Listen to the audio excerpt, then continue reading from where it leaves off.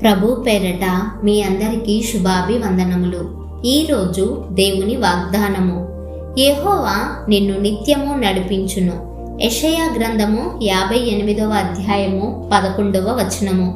ప్రియ సహోదరి సహోదరుడా, ఈ ఆత్మీయ యాత్రలో మనం ముందుకు సాగాలంటే దేవుని పైన మిక్కుటమైన విశ్వాసం కావాలి. మనం ఊహించని పరిణామాలను ఒక్కోసారి ఎదుర్కోవచ్చు. అటువంటి పరిస్థితుల్లో మన కాళ్లకు కావలసిన సత్తువ కోసం, గుండె నిబ్బరం కోసం మనం ఎక్కువగా ప్రార్థించాలి.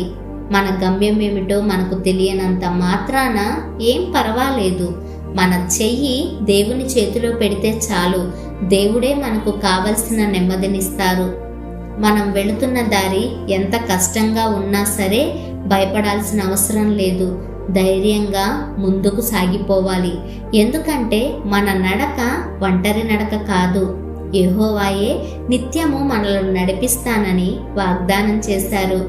దేవుడే మన యజమాని కాబట్టి దేవుని స్వరానికి మనం లోబడి మనకు దేవుడిచ్చిన పనిలో ధైర్యంగా ముందుకు సాగిపోదాం.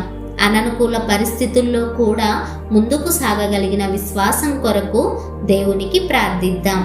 ప్రార్థన. మహాపరిశుద్ధుడవైన మా ప్రియ పరలోకపు తండ్రి, మీ ఘనమైన అతి శ్రేష్టమైన నామాన్ని బట్టి మీకు నిండు వందనాలు.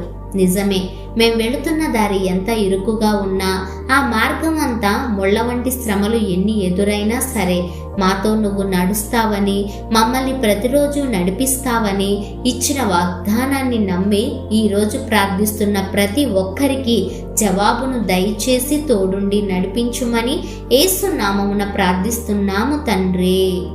ఆమేన్.